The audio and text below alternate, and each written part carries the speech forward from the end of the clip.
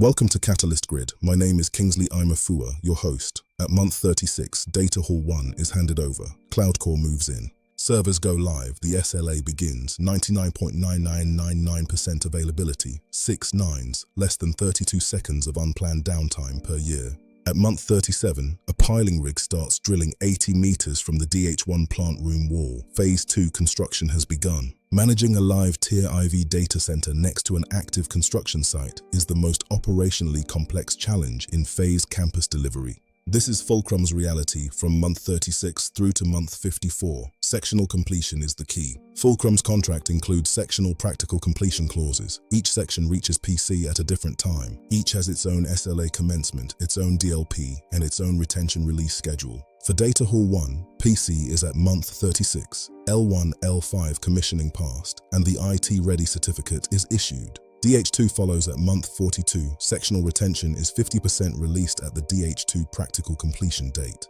The generator yard reaches PC at month 42. Remember, 4 units were already energized for DH1 back at month 30. DH3 and DH4 fall under the Phase 2 program, funded separately under a specific Phase 2 finance arrangement. The operational boundary is the physical and contractual dividing line between the facility and the construction zone.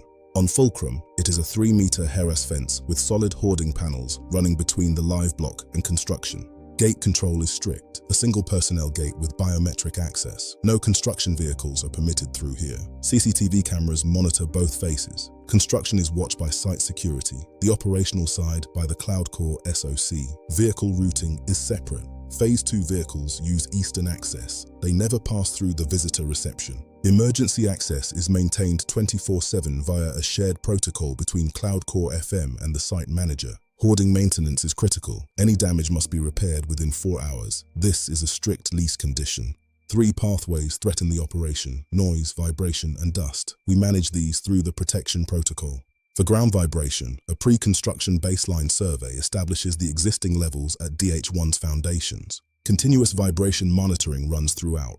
Piling is strictly restricted to weekdays, 0730 to 18 NOI. Any reading exceeding the threshold triggers an immediate piling halt and a mandatory structural review. For airborne dust, the compound is positioned downwind of cooling intakes, confirmed by wind analysis. A water bowser and mist cannon operate continuously during earthworks to suppress particles at the source. DH1 cooling intake filters are changed monthly during Phase 2 construction rather than the normal quarterly schedule.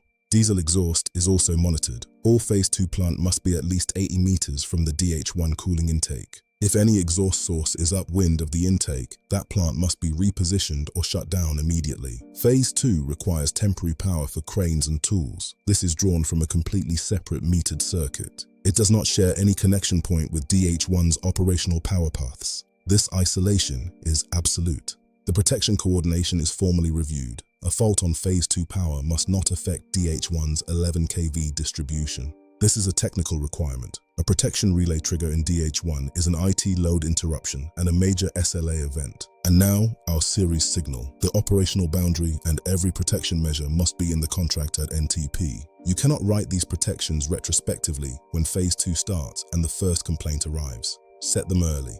Next episode, we explore FULCRUM's sustainability program, 15 megawatts of solar and power purchase agreements. We'll look at waste heat revenue and the path to net zero operational carbon by year 3. See you then. Thank you for watching. Don't forget to subscribe, like, share, and comment. See you in the next episode.